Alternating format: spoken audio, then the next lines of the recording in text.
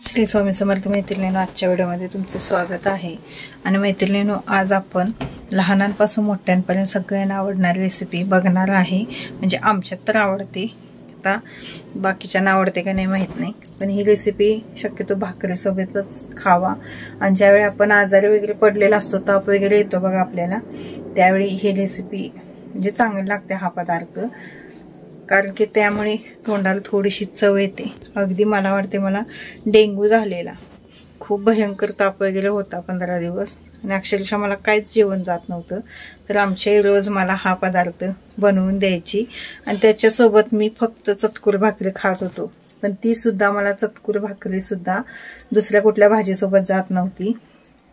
खरं हा पदार्थ आई आमची बनवून द्यायची, तर त्याच्यासोबत मला मी एवढंच बनवायची ती, आणि त्याच्यासोबत मी चतकुर भाकरी खायची, तेवढंच जात होतं मला त्यावेळी। म्हणजे विचार करू शकता, डेंग्यू झाल्यावर सुद्धा आपल्याला किती भयंकर ताप असतो, त्या ताप आल्यावर तर आपल्या तोंडाची चवच सगळी पळून जात असते सोडा, आणि काय खायला नको वाटत असतं। तर नक्की रेसिपी करून बघा, कशी वाटते काय वाटते मला कमेंटद्वारे नक्की सांगा। आता मी मिक्सरला फिरवून घेते हिला।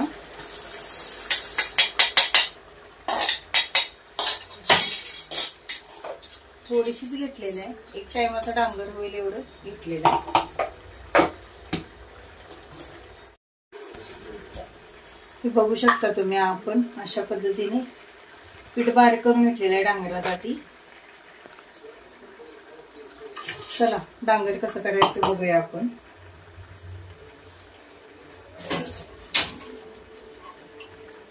डांगर हे उडदाचंच खरं म्हणजे अख्खं उडीद असतात, त्याचं खूप छान लागतं, पण आता मी कायमच अशी उडदाची डाळ आणते आणि बनवते। याचं सुद्धा खूप छान लागतं डांगर, उडदाच्या डाळीचं। आणि उडीद हे पौष्टिक असतात लक्षात ठेवा, त्यामुळे लहान मुलांना वगैरे असं आधी मध्ये बनवून द्यायचं, हाडं बळकट करतो उडीद। त्यामध्ये आपण आता कांदा घालायचा भरपूर असा,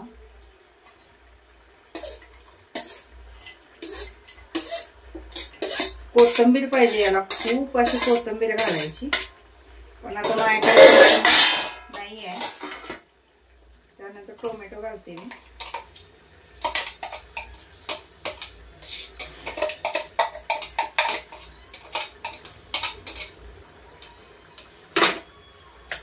त्यानंतर लाल तिखट घालायचं,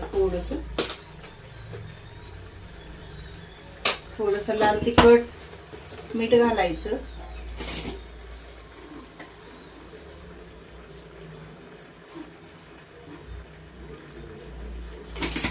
थोडस कच्चं तेल घालायचं,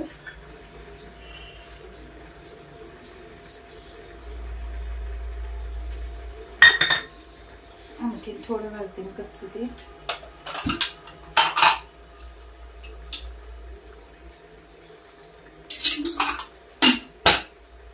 आणि आता हे सगळं मिक्स करून घ्यायचं आहे आपल्याला व्यवस्थित।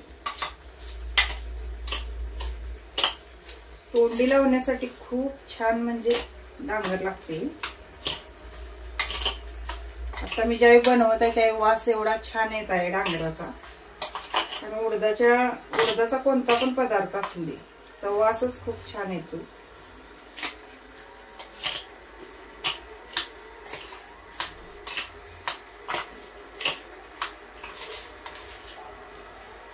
यात वरून कोथिंबीर घालायची एकदम बारीक चिरून, खूप छान लागते।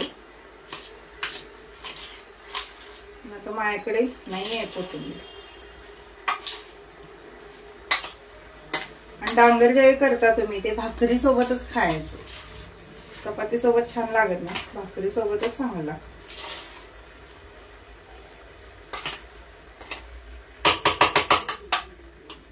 बघू शकता तुम्ही किती छान डांगराला कलर आलेला आहे, मस्त झालेला आहे।